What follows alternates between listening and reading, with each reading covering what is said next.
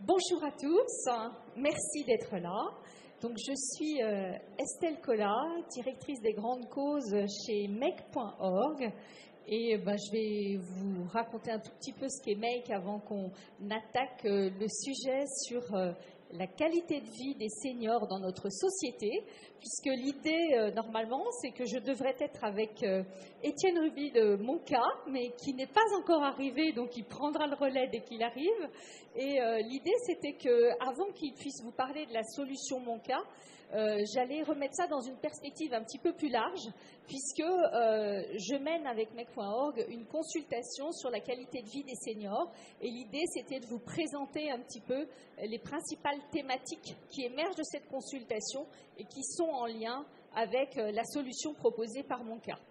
Alors, juste Make, en un mot, qu'est-ce qu'on est ? Nous, on est une plateforme d'engagement, de mobilisation de citoyens et on propose des solutions de démocratie participative pour engager, on va dire, le maximum de citoyens sur des sujets liés à la démocratie. Donc, par exemple, nous venons de mener une vaste consultation au niveau européen, 27 pays, 22 langues, pour engager les jeunes et les inciter à voter aux prochaines élections.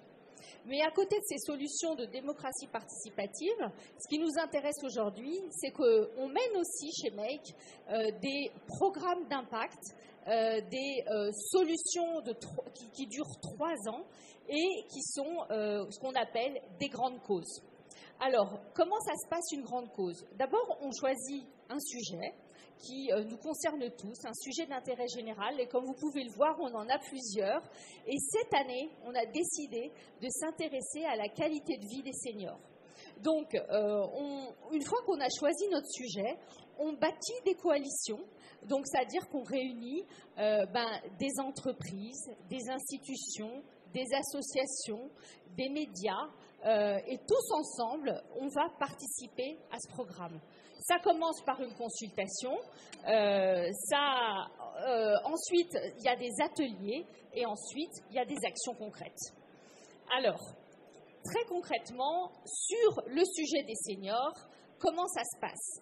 On a lancé la consultation sur la question comment améliorer la qualité de vie des seniors dans notre société.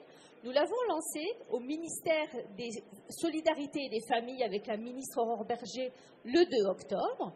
Elle est toujours disponible, donc vous pouvez participer. Vous allez sur senior@make.org et vous pouvez faire votre proposition ou voter sur des propositions déposées par d'autres citoyens. Et évidemment, tout ça vient nourrir cette vaste consultation et va nous permettre de voir quels sont les thèmes qui sont les plus émergents sur lesquels on va pouvoir construire un programme d'action. Donc cette consultation, elle dure jusqu'au 10 décembre, donc vous avez encore quelques jours pour voter.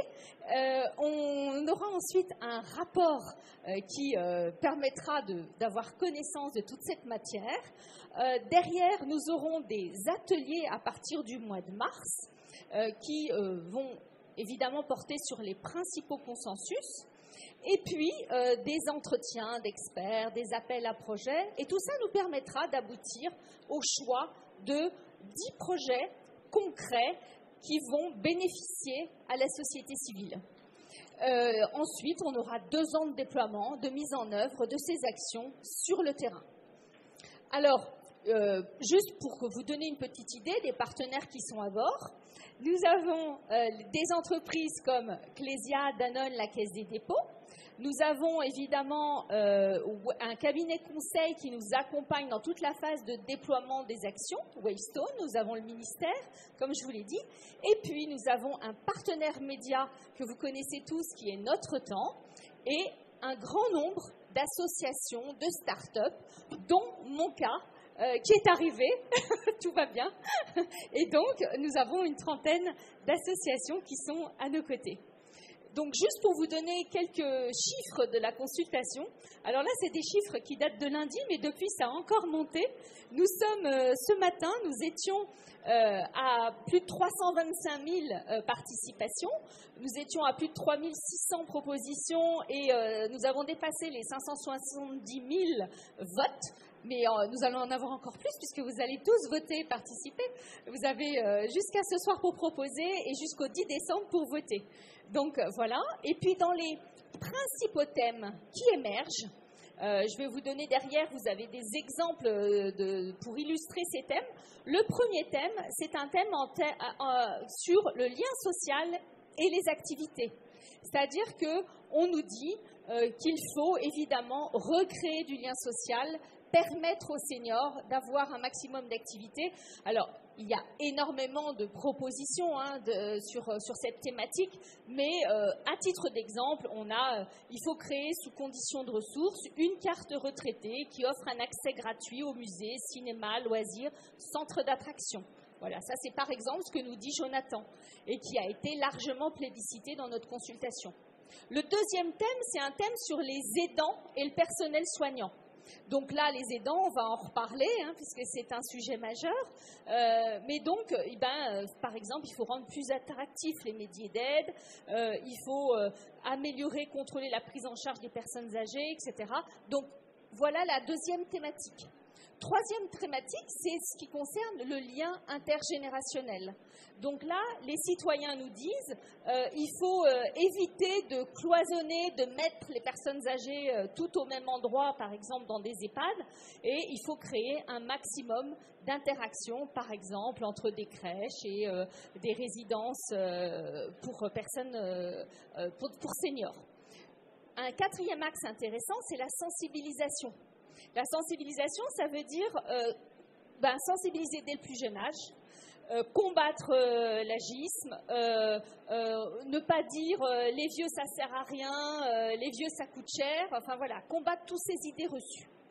Et puis dernier thème qu'on aurait pu penser qu'il remonterait beaucoup plus, parce qu'on en a quand même beaucoup entendu parler ces derniers temps, c'est le thème de retraite et niveau de vie. Mais là, comme vous voyez, ce n'est pas en tout cas le premier thème de la consultation, bien qu'il soit essentiel, et c'est évidemment tout ce qui concerne les niveaux de retraite. Alors, il y a encore d'autres thématiques. En général, à la fin de la consultation, à partir du 10 décembre, quand nos sociologues et nos data scientists feront l'analyse, on sera en capacité d'avoir une quinzaine de thèmes. Mais là, je n'ai sorti que les 5 à date. Encore une fois, on n'est pas en fin de consultation. Et ce sera intéressant de voir comment nous allons conclure cette consultation. Là, il y a 2 thèmes qu'on a un petit peu creusés parce que c'est un thème qui est en lien avec mon cas. C'est le thème donc des aidants. Et en particulier sur le sujet des aidants, on nous parle de la difficulté de leur travail, de leur charge trop importante, de leur manque de moyens, de leur manque de reconnaissance, de leur solitude. Et on nous demande d'apporter des solutions en termes d'aide psychologique, de formation, des centres de répit, des meilleurs accueils, de la formalisation d'un véritable statut, une plus grande intervention des pouvoirs publics, de solutions techniques et technologiques, etc. Donc, on va voir comment mon cas peut résoudre en tout cas une partie de ces demandes. Et puis, voilà, deuxième thème sur l'adaptation des logements pour favoriser le maintien à domicile. Donc ça, je l'ai mis aussi puisque ça concerne aussi ce que peut aider et apporter mon cas. C'est que dans cette consultation, on nous demande un besoin, on nous fait part d'un fort besoin de renforcer des solutions de maintien à domicile. Les personnes âgées n'ont pas envie tout de suite d'aller en EHPAD. Elles ont envie au maximum qu'on les aide à rester chez elles. Donc, évidemment, ça veut dire qu'il faut aménager leur domicile, mais ça veut dire qu'il faut permettre aussi d'avoir des aides à domicile formées et compétentes. Il faut pouvoir adapter les logements avec des douches, des ascenseurs. Il faut avoir des aides financières pour supporter le coût des travaux. Se pose la question de l'adaptation des HLM. Et puis la sensibilisation des citoyens de façon plus large sur les risques du maintien à domicile. Donc voilà, je vous invite à aller sur la consultation et puis je laisse la parole à Étienne qui va vous en dire plus sur sa solution Mon Cas. Merci Étienne. Merci Estelle et désolé pour le petit retard, c'est la joie des salons. J'espère que vous allez bien. Je me présente, je m'appelle du coup Étienne Ruby, je vais t'emprunter le clicker. Je suis le cofondateur de Mon Cas et hop, super. Et on est hyper fiers de pouvoir être partenaire en fait de la grande cause des aînés sur la deuxième version parce que on partage un sentiment d'urgence aujourd'hui sur la nécessité. Donc ça, c'est la préconisation simplement de nous, dans la grande cause, notre petite contribution sur la diminution de la charge des aidants en développant finalement la prévention de la prise en charge à domicile. Ça, c'est un enjeu absolument clé à l'heure actuelle pour une raison. En fait, on partage un constat qui est pas forcément hyper glorieux et pas forcément hyper simple. Moi-même, j'y suis confronté puisque mon cas, c'est au départ une aventure personnelle. J'accompagne mon père qui est parkinsonien depuis une dizaine d'années. Et je suis confronté encore aujourd'hui, à la complexité d'aider finalement une personne âgée dépendante et qui finalement est vulnérable. Et c'est forcément un constat qui est partagé par beaucoup de Français. C'est 5 millions de personnes aujourd'hui qui sont normalement en train d'aider leurs proches dépendants. Ces gens, ils vivent une expérience pas forcément hyper simple. Ils sont stressés, ils ne sont pas experts. Appeler un médecin, c'est pas hyper simple. Trouver des aides à la maison, c'est pas toujours évident. Puis ça change. Et c'est itératif, et c'est chronophage. En même temps, on a notre vie. Donc, c'est pas du tout une situation agréable à vivre. En tout cas, pas assez à notre goût, chez mon cas. Et puis, on est aussi face à quelque chose que tout le monde partage aujourd'hui, qui est simplement la pyramide démographique. Et quand on vieillit, comme tout le monde, simplement, on peut être amené à avoir des moments de vulnérabilité, des moments de prédépendance. Et c'est une réalité. Aujourd'hui, on a 7 millions de plus de 75 ans sur le territoire. C'est une tranche de la population qui va augmenter dans les prochaines années. Et eux ont le droit aussi d'avoir un parcours qui est de plus en plus simple à domicile. La problématique de ces populations, et comme tout à chacun quand on vieillit, on peut déclarer des affections longue durée. Donc on a 5 millions de personnes aujourd'hui de plus de 75 ans qui en souffrent. C'est pas grave en soi, c'est des états simplement qui peuvent être très bien pris en charge. Mais la problématique de la maladie chronique, c'est qu'il peut y avoir des événements aigus qui amènent à des hospitalisations, des endroits où on n'a pas trop envie d'aller, avec des retours à domicile. Dans un contexte où on n'a pas encore trouvé la solution de la densité médicale, on a 10% de moins de médecins à 5 ans. Donc là, la réalité, c'est comment on va éviter les ruptures de parcours qui sont déjà existantes sur les parcours à domicile. Et puis, il y a une vision assez simple. On ne construit plus d'EHPAD en France. On doit renouveler déjà celle qu'on a. Et l'ultra-médicalisation arrive en bout de parcours. Et donc, si on veut éviter d'arriver à des saturations d'établissements, il faut absolument amener de la prévention de domicile. Et ça, c'est simplement des constats qu'on a partagés qui nous a amenés à créer Mon Cas.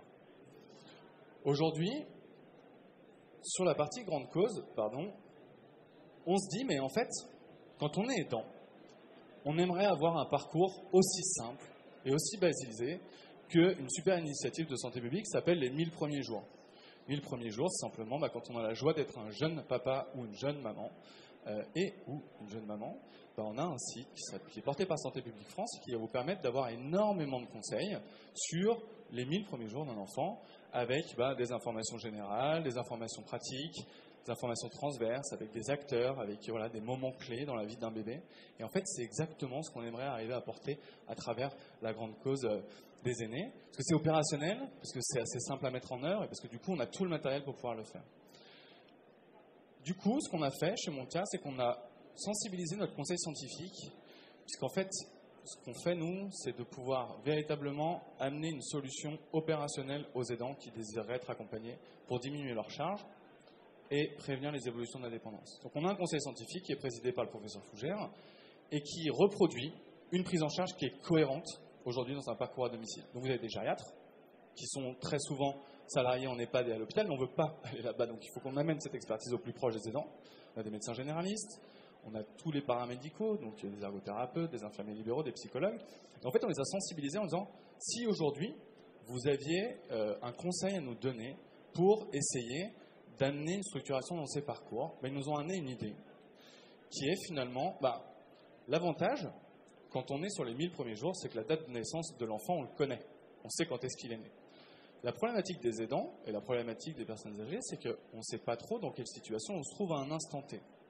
Donc on a créé un questionnaire avec la communauté scientifique, avec le médico-social, avec l'incarnation de la société civile, qui regroupe 60 questions et qui permet à tout à chacun, de manière gratuite, anonyme, d'accord, on ne fait pas de data catching, on ne vient pas demander votre adresse mail, on ne va pas vous relancer en disant « Ah, mais vous avez rempli sur notre questionnaire », qui sont sur des environnements sécurisés, HDS, chez OVH, comme ça du coup on reste en France. Et ce questionnaire, il a vocation à vous amener, en tant qu'aidant, deux scorings. Un, sa vulnérabilité. Comment on se sent dans la situation, qu'est-ce qu'on devrait faire, et quelle est la situation de la personne qu'on accompagne, au niveau du champ sanitaire, du champ médico-social, et aussi au niveau du social. Et puis, vu qu'on a une communauté scientifique, on leur a dit c'est quoi les recommandations personnalisées que vous pouvez nous amener. Et donc, quand vous allez remplir ce questionnaire, il est gratuit, il est en ligne, vous pouvez scanner le QR code. On a un petit stand si vous voulez nous rencontrer juste après. L'enjeu, c'est de pouvoir enfin avoir une photo de la problématique, de la vulnérabilité des aidants et de la fragilité au domicile. Et c'est hyper important de pouvoir remplir ce type d'études, parce que d'une part, c'est encadré, donc c'est éthique, c'est pédagogique. Et d'autre part, c'est que ça amène des solutions véritablement personnalisées. Ce qui manque aujourd'hui, c'est la personnalisation des parcours. Et c'est ça qui est absolument clé quand on développe Monki avec les équipes. Une fois qu'on s'est dit ça,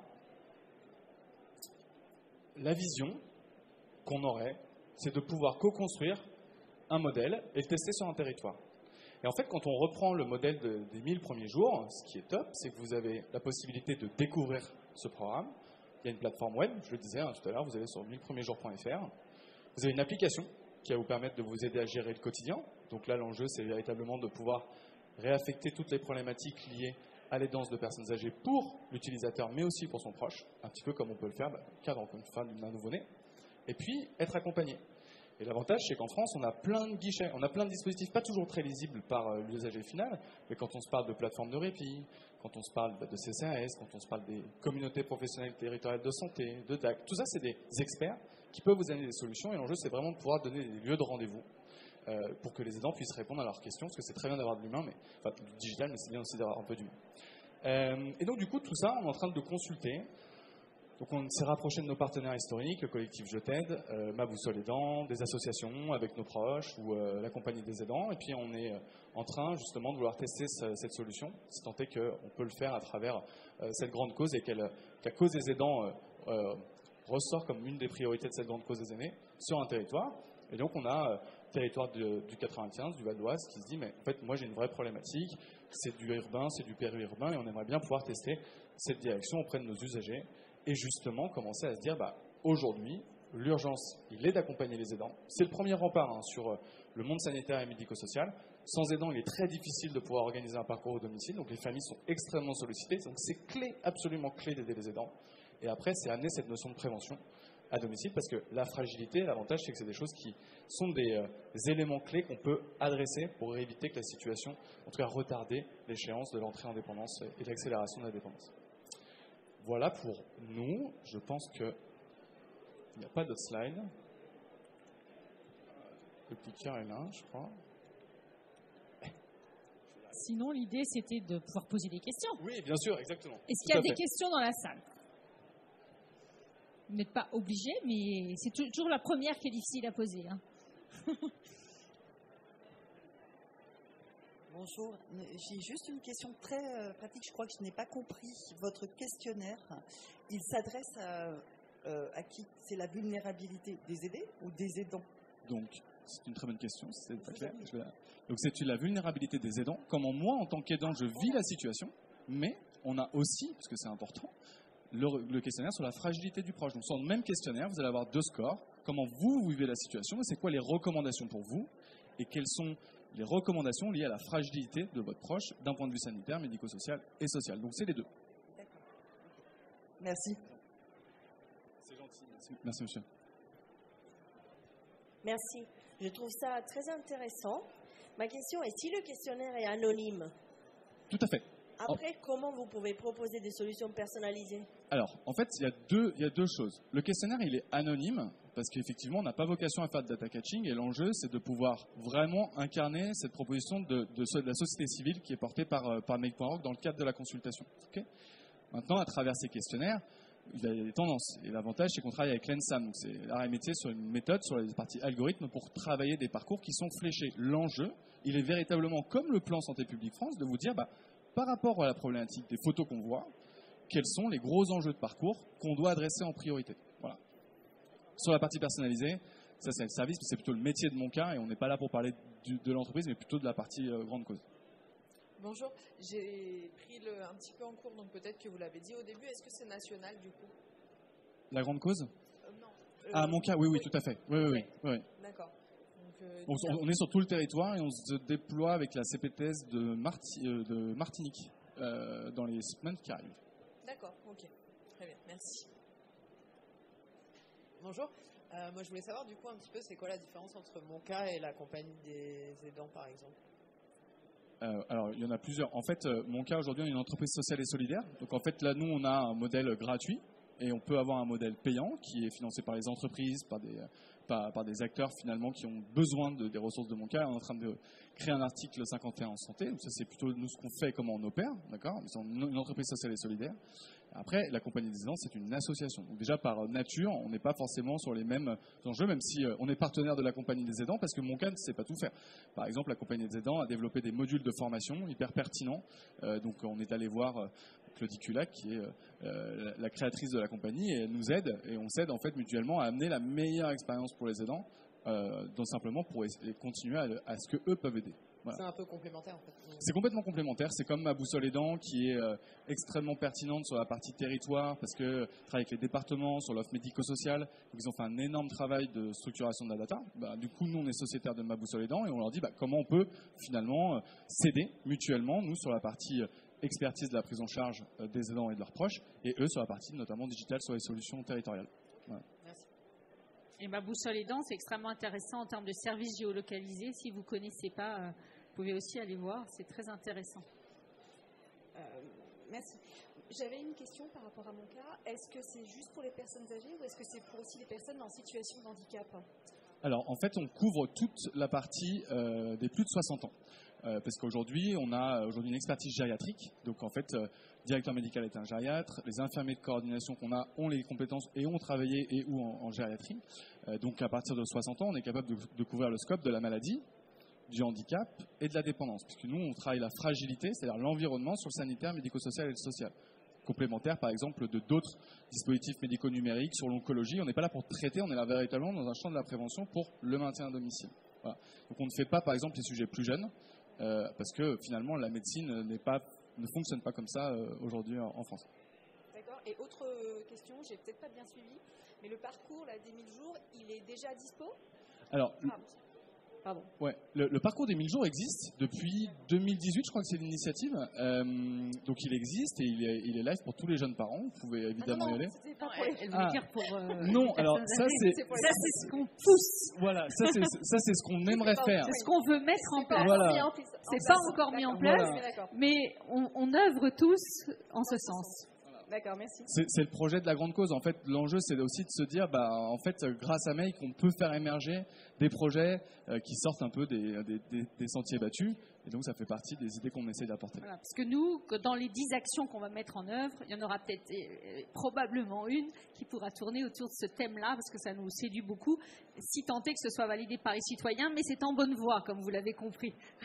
Merci. Une dernière question, je crois que... Je ne sais pas quelle heure il est, du coup. Merci.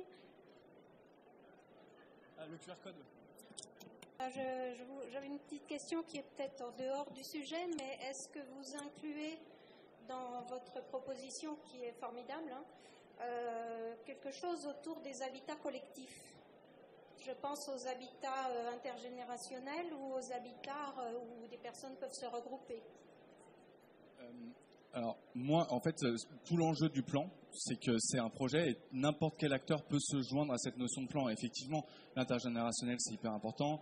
Les résidences services seniors sont hyper importantes. En fait, l'enjeu, c'est de se dire aujourd'hui, le domicile, il va évoluer. Et encore une fois, l'ultramédicalisation, c'est pas forcément le bout du chemin. On peut très bien avoir des étapes ailleurs. Et donc, chaque acteur qui va vouloir s'imprégner de ce plan-là et participer, c'est tout l'enjeu derrière la grande cause, c'est de se dire comment la société civile, les organismes de tutelle, les ministères, mais aussi des innovations ou des porteurs de projets privés peuvent se mettre en place pour porter quelque chose de plus grand que son business et qui est véritablement l'usager final. Et ça, je pense que c'est un vrai sujet qu'on peut faire avec Make. Et donc, il faudra voir si à la fin de la consultation au 10 décembre, il y a une thématique importante qui ressort. A priori, vous avez vu, le lien intergénérationnel, c'est en 3e position. Donc, voilà. Maintenant, très concrètement, dans les ateliers, on va voir ce que l'on va bâtir. Mais par exemple, pour avoir travaillé sur la précédente grande cause aînée, on avait monté tout un programme entre des crèches et des EHPAD qui a été repris et boosté par le ministère. Bon, ben là, peut-être qu'on travaillera sur l'habitat collectif. Enfin, voilà, à chaque fois, on invente et on recherche la meilleure solution à l'instant T en fonction de ce que veulent les citoyens. Eh bien, merci à tous. Merci beaucoup. Très bonne fin de salon. Au revoir. Au revoir.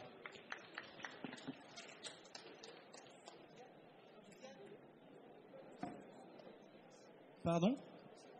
Oui, bien sûr. Donc, si vous avez toujours la partie rencontre et dédicace sur votre droite avec un paquet d'intervenants hyper intéressants, donc je vous encourage à aller les rencontrer.